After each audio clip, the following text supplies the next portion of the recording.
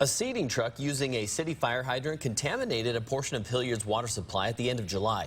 Close to 300 residents couldn't drink the water for nearly a week. Now the city is looking to prevent that from happening again. Good evening, I'm Aaron Luna. And I'm Nia Wong. The police department is still investigating that incident. However, the city is looking at prevention methods to make sure something like that doesn't happen again.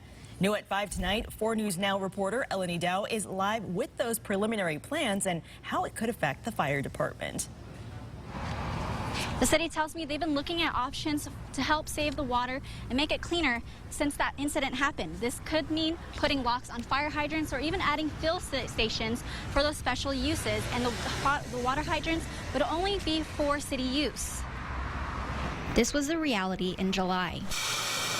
A hydroseed truck managed to contaminate a neighborhood's water after using a city's water hydrant. The police department says they're still investigating and identifying who it was, as no criminal complaint has been filed yet. But the city hopes the perpetrators will take responsibility and pay a good amount of the damage. We don't have a final number yet, but somewhere in the neighborhood of $50,000 would probably be a pretty conservative estimate. Now, Spokane City wants to have better security around their water system. We're still evaluating options, so obviously this is sort of the result of that incident and kind of coming up with ways to make our system more secure for the future. Currently, companies submit permits to use the hydrants. In the application, they make sure that the company has a sufficient backflow prevention plan. As for those who use the fire hydrants, Fire Chief Brian Schaefer says having locks on them wouldn't be too much of an issue.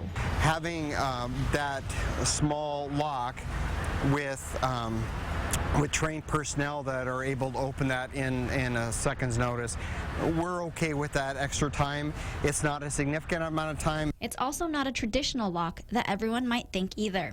The ones that we're looking at, or the ones that we're considering, are simple single turn, open, go. But not everybody, only the fire department will have access to that, and the city water department will have access to those. The city doesn't have an estimate on how much all of that could cost just yet, as they're still just talking about all the plans. Live in Hillyard, I'm Eleni Dow, 4 News Now.